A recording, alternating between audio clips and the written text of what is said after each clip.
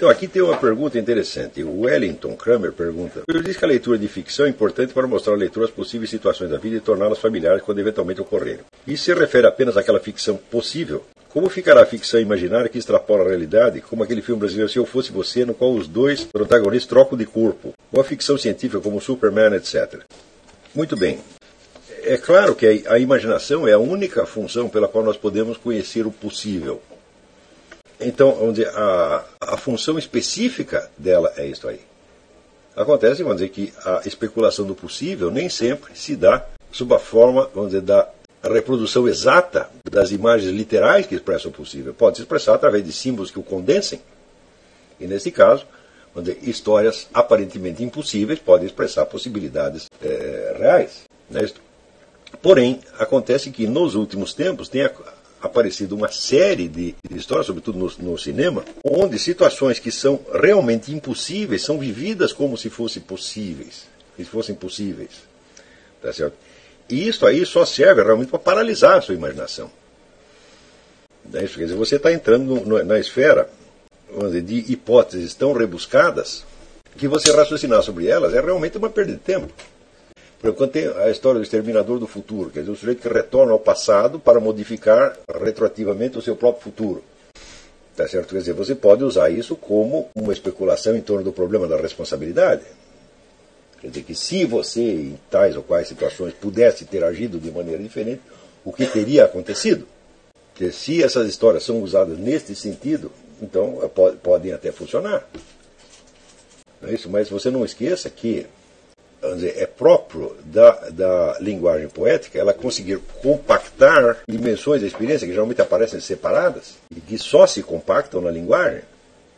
Se você pega a história do Kafka, do sujeito que acordou e percebeu que tinha virado uma barata, bom, isso só acontece na dimensão da linguagem, quer dizer, ele vai juntar numa só frase a consciência humana de poder refletir sobre o seu estado, tá certo? Com a experiência de ser tão desprezível quanto uma barata. Mas a barata não tem essa consciência. Isso só pode, vamos dizer, se fundir na linguagem poética propriamente dita. Se você pega uma história como a do Superman, o que você faria se você tivesse tais ou quais poderes? Né? Você pode raciocinar nesse sentido.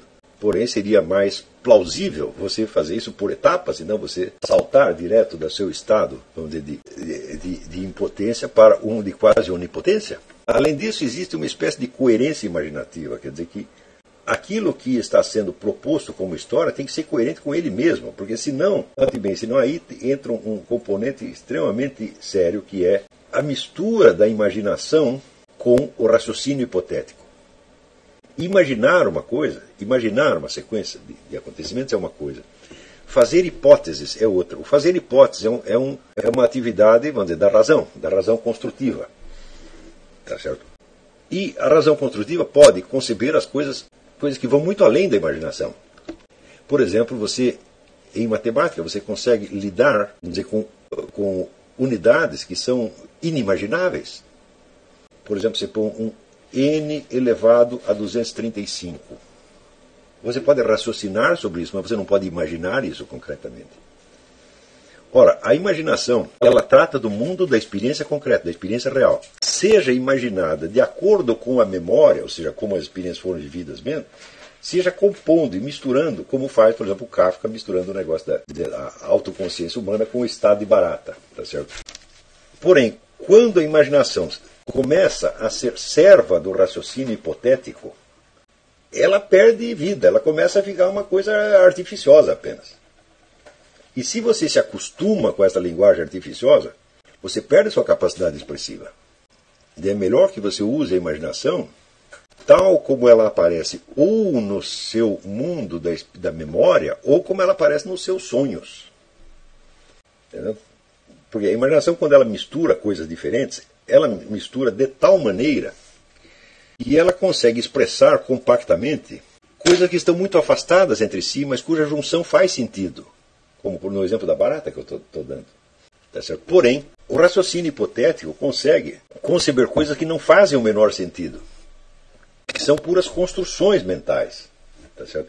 e que escapam da expressividade da experiência humana, seja a experiência real, seja a experiência imaginária. A maior parte do que hoje se faz como pretexto de ficção científica, tá certo? Ou de filmes de horror, é exatamente isso. É forçado demais, é artificioso demais. Quer dizer que não tem nada a ver com a experiência humana, nem interna, nem externa. São meras hipóteses racionais coloridas de imagens. Você inventa a hipótese e depois você coloca uma imagem em cima. Então, perde a força simbólica e se torna mera alegoria. Você está entendendo? O que é alegoria? Alegoria é uma imagem inventada para dizer alguma coisa que podia ser dita de outra maneira.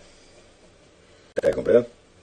Ora, a verdadeira linguagem poética ela consegue dizer coisas de tal modo que você não conseguiria dizer de outra maneira. Então, é melhor você conservar essa linguagem imaginária, linguagem literária, para aquelas coisas que não podem ser ditas de outra maneira. Estão compreendendo? Fora disso, você entra num mundo de especulações hipotéticas que são puros produtos lógicos, mas sem consistência lógica. Então, eles não têm, de fato, não têm persuasividade. Note bem que quando você assiste um filme como, sei lá, vocês assistiram esse filme 3 e 12, 3 e 10 para Yuma, com esse Russell Crowe, né? E tem todo aquele problema, vamos dizer, do menino com o pai, aquele drama humano todo, né? Você vivencia aquilo como se estivesse efetivamente acontecendo. Mas quando você assiste o Super-Homem, o que acontece? Vou dar outro exemplo. Você assiste o Senhor dos Anéis. Você assiste o 3 e 10 para Yuma, você assiste o Senhor dos Anéis e assiste o Super-Homem. No primeiro caso, você está vivenciando como se fosse um drama real.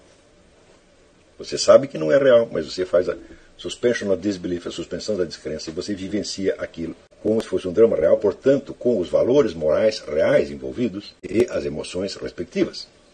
Quando você assiste o Senhor dos Anéis, você vivencia como se fosse um sonho. E o Super-Homem? Ele não pode ser um sonho porque ele parte de uma premissa logicamente inventada e não de um símbolo que pudesse aparecer num sonho. O Super-Homem, vamos dizer, tal como ele aparece na história, com aqueles poderes específicos, né, e aquelas limitações específicas, ele é logicamente definido como uma hipótese. Ele não é um elemento de sonho, ele não é um elemento onírico. Ele não é imaginário, ele é hipotético. Então, o que você está fazendo ali é transitar dentro do mundo das hipóteses idiotas. E o que você está fazendo é perder o seu tempo. Agora, isso não se refere a todas as histórias de ficção científica. Por exemplo, eu assisti um filme, muito tempo atrás, um filme de um cineasta russo, um filme chamado Solaris. Solaris era um planeta onde de repente apareciam pessoas do nada. Elas apareciam, depois elas desapareciam. E com o tempo você vai vendo o seguinte, que o planeta ele é como se fosse um cérebro gigante que ele transforma em pessoas reais as pessoas que você imagina. Então, se o sujeito está pensando na mulher dele, que ficou no planeta Terra, aparece a mulher. Só que não é a mulher, é uma imagem criada pelo... Eu digo, bom, isto não é uma hipótese, esta confusão entre o imaginário e o real é própria do imaginário. Quer dizer, ele está expressando aquele verso do Heinrich Heine, eu sou a ação dos teus pensamentos. Então, este é um símbolo que tem uma força tremenda. Está compreendendo? Então, o melhor é você, como é que se diz? Não vicie a sua imaginação com jogos idiotas. Tenta ficar ou no mundo do que você imagina como real, do que você concebe como real, como realmente possível, no mundo onde existencialmente admissível, ou tenta ficar dentro da linguagem onírica, a linguagem dos mitos, lendas, etc, etc. Você vê que quando a imaginação está muito logicamente estruturada, tem treta aí no meio. Porque é próprio da linguagem onírica e da linguagem dos mitos, tá certo? A transformação dos símbolos, eles estão continuamente se transformando em outras coisas, e mudando, e mudando, e mudando. Tá certo? Quando você vê uma coisa como o Super-Homem, que tem a regra do jogo é imutável, então aquilo é realmente um jogo. Não é o imaginário humano. Né? Quer dizer, o sujeito inventou uma regra de jogo e em seguida a preencheu imagens. Então você tem o direito de perguntar, mas por que eu devo jogar esse seu jogo? O que eu vou ganhar com isso?